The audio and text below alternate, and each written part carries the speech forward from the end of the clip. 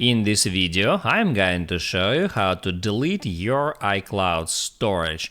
That is quite simple and easy to do, so let's begin. And first, open up Settings and then hit right here at your name to open up Apple ID settings.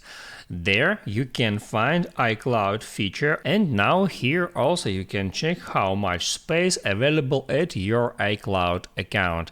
So just get into it, and now here you can check how much space is taken by some data on your iCloud, and also there just underneath that bar you can find which exactly types of content take the most space.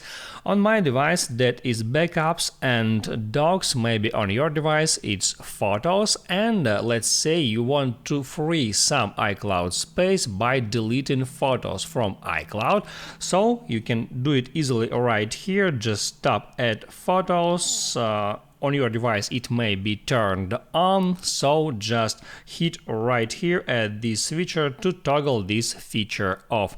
On my device it's toggled off already, and now then you can hit at manage account storage to get the more detailed information about what takes your space on iCloud storage. And here, as you can see, the first thing is backups. It's taken 2.1 GB on my iCloud, and now here I can get into backups, and there I can check that backup. I can hit on that, and if I want to free space on my iCloud, I can hit on delete and turn off backup to free all that space that is taken by that backup.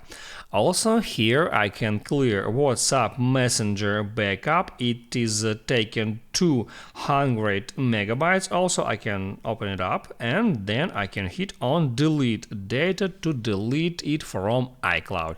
And in the same way I can go through that list and delete those data that I don't want to save at my iCloud. I hope it helps you guys, so don't forget to like and subscribe.